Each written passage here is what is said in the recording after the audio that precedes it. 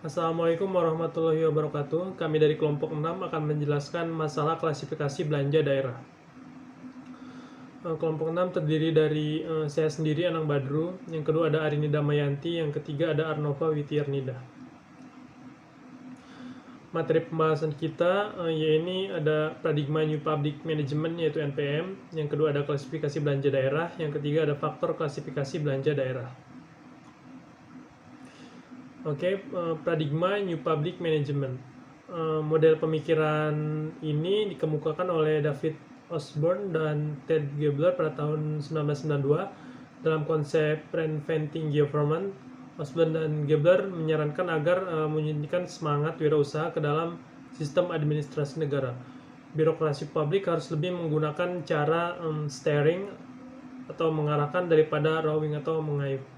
Dengan cara steering, pemerintah tidak langsung bekerja memberikan pelayanan publik, melainkan sedapat mungkin menyarankan ke masyarakat.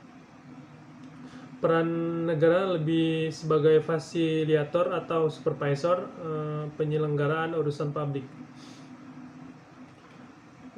Paradigma New Public Management yaitu ada ide atau prinsip dasar paradigma New Public Management, yaitu yang dikemukakan oleh Dunhart pada tahun 2003. Yaitu yang pertama ada mencoba menggunakan pendekatan bisnis sektor publik. Yang kedua ada menggunakan terminologi dan mekanisme pasar, yaitu di mana hubungan antara organisasi publik dan customer dipahami sebagaimana transaksi yang terjadi di pasar. Yang ketiga ada administrasi publik, di mana ini yaitu di mana tentang untuk dapat menemukan atau mengembangkan cara baru yang inovatif untuk mencapai hasil atau memprivatisasi fungsi-fungsi yang sebelumnya dijalankan pemerintah. Yang keempat ada steer not through, artinya birokrasi atau PNS tidak mesti menjalankan sendiri tugas pelayanan publik. Apabila dimungkinkan fungsi ini dapat dilimpahkan ke pihak lain melalui sistem kontrak atau swastanisasi. Yang kelima yaitu ada New Public Management menekankan akuntabilitas pada customer dan kinerja yang tinggi. Restrukturisasi birokrasi, perumusan kembali misi organisasi, perampingan prosedur, dan desentralisasi dalam pengambilan keputusan. New Public Management merupakan genealogis dari ideologi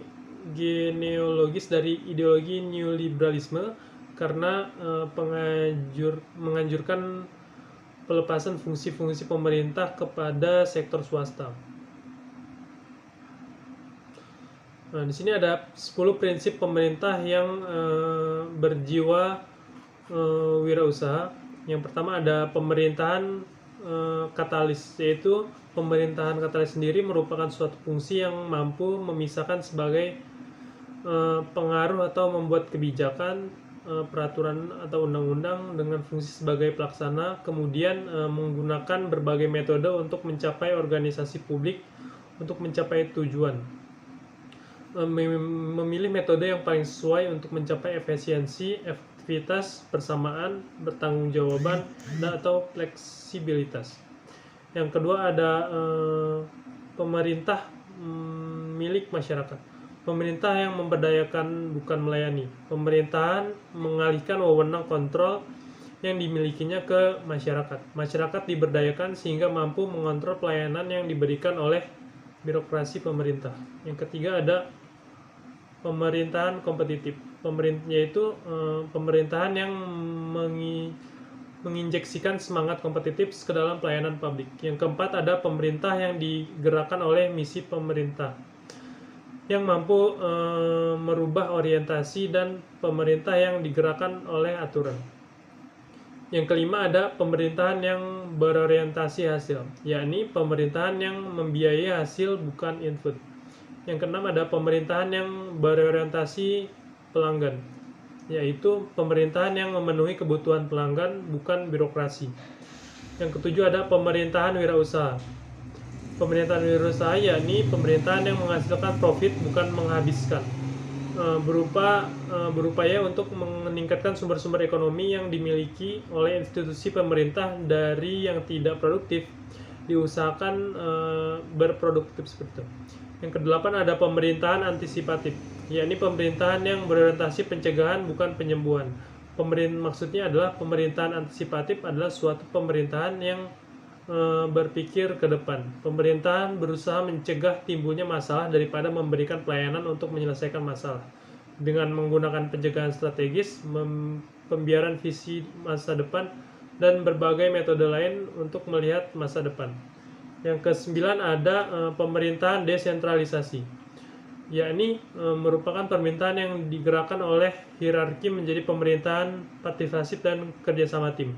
Pemerintahan desentralisasi adalah suatu pemerintahan yang dilimpahkan sebagai wewenang pusat kepada daerah melalui organisasi atau sistem yang ada, sehingga pegawai di tingkat daerah dapat langsung memberikan pelayanan dan mampu membuat keputusan secara mandiri, sehingga terciptanya efisiensi dan efektivitas. Yang ke-10 ada pemerintahan yang berorientasi pasar, yakni pemerintahan yang mendorong perubahan melalui pasar. Pemerintahan yang berorientasi pasar acap kali memanfaatkan struktur pasar swasta untuk memecahkan masalah, daripada menggunakan mekanisme administratif seperti penyampaian pelayanan dan kontrol dengan menggunakan peraturan. Yang selanjutnya ada konsep atau karakteristik New Public Management (NPM). Pada dasarnya mengandung 7 komponen utama, yaitu yang pertama ada manajemen profesional di sektor publik, yang kedua ada adanya struktur kinerja dan ukuran kinerja, yang ketiga ada penekanan yang lebih besar terhadap pengendalian output dan outcome, yang keempat ada pemecahan unit-unit kerja di sektor publik, yang kelima ada menciptakan persaingan di sektor publik, yang keenam ada mengadopsinya gaya manajemen di sektor bisnis ke dalam sektor publik, yang ketujuh ada penekanan pada disiplin dan penghematan yang lebih besar dalam menggunakan sumber daya. Baik, saya akan menjelaskan tentang klasifikasi belanja daerah. Menurut Permendagri nomor 13 tahun 2006 dan Permendagri nomor 59 tahun 2007 serta Permendagri nomor 21 tahun 2011. Belanja daerah diklasifikasikan berdasarkan 4 macam, yaitu berdasarkan belanja menurut urusan, yang kedua belanja menurut fungsi, yang ketiga belanja menurut organisasi, dan yang terakhir belanja menurut kelompok. Yang pertama yaitu adalah belanja menurut urusan, yang merupakan pengeluaran yang dipergunakan dalam rangka mendanai pelaksanaan urusan pemerintahan yang menjadi kewenangan provinsi dan kabupaten kota, yang terdiri dari urusan wajib, urusan pilihan, serta urusan yang penanganannya dalam bagian atau bidang tertentu yang dapat dilaksanakan bersama antara pemerintahan dan pemerintah daerah, yang dimana urusan wajib ini diprioritaskan untuk melindungi dan meningkatkan kualitas kehidupan masyarakat dalam upaya memenuhi kewajiban daerah yang diwujudkan dalam bentuk peningkatan pelayanan dasar seperti pendidikan, kesehatan, fasilitas sosial, dan fasilitas umum yang layak serta mengembangkan sistem jaminan sosial. Lalu yang kedua, klasifikasi belanja menurut fungsi yang digunakan untuk tujuan keselarasan dan keterpaduan pengelolaan keuangan negara yang terdiri dari pelayanan umum, ketertiban dan ketentraman, ekonomi, lingkungan hidup, perumahan dan fasilitas umum, kesehatan, pariwisata dan budaya, pendidikan dan perlindungan sosial. Lalu yang ketiga itu adalah klasifikasi belanja menurut organisasi. Yang terakhir yaitu adalah belanja menurut kelompok. Belanja menurut Permendagri nomor 13 tahun 2006 yang diubah menjadi Permendagri nomor 59 tahun 2007 dan diubah lagi menjadi Permendagri nomor 21 tahun 2011. Yang dimana kelompok belanja ini itu terdiri dari belanja tidak langsung dan belanja langsung. Belanja tidak langsung merupakan belanja yang dianggarkan tidak terkait secara langsung dengan pelaksanaan program dan kegiatan yang meliputi belanja pegawai, bunga, subsidi, hibah, bantuan sosial, belanja bagi hasil, bantuan keuangan, dan belanja tidak terduga. Lalu belanja langsung, yang merupakan belanja yang dianggarkan terkait secara langsung dengan pelaksanaan program dan kegiatan. Kelompok belanja langsung dibagi menurut jenis belanja yang terdiri dari belanja pegawai, belanja barang dan jasa, serta belanja modal. Hal tersebut untuk melaksanakan program dan kegiatan pemerintahan daerah dianggarkan pada belanja SKPD berkenaan atau bersangkutan.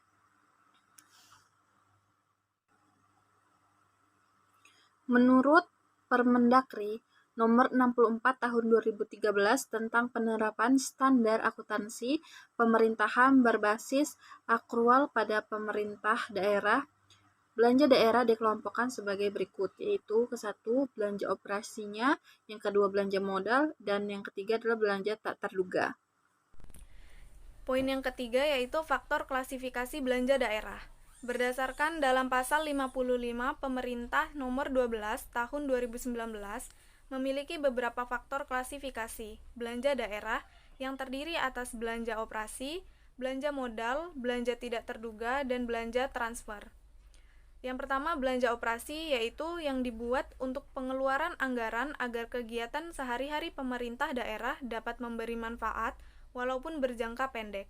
Lalu ada belanja modal, yang merupakan pengeluaran anggaran untuk perolehan aset tetap dan aset lainnya yang memberi manfaat lebih dari satu periode akuntansi.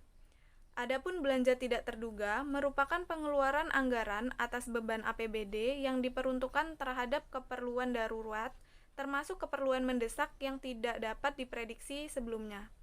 Dan yang terakhir yaitu belanja transfer, merupakan pengeluaran uang dari pemerintah daerah kepada pemerintah daerah lainnya dan atau dari pemerintah daerah kepada pemerintah desa.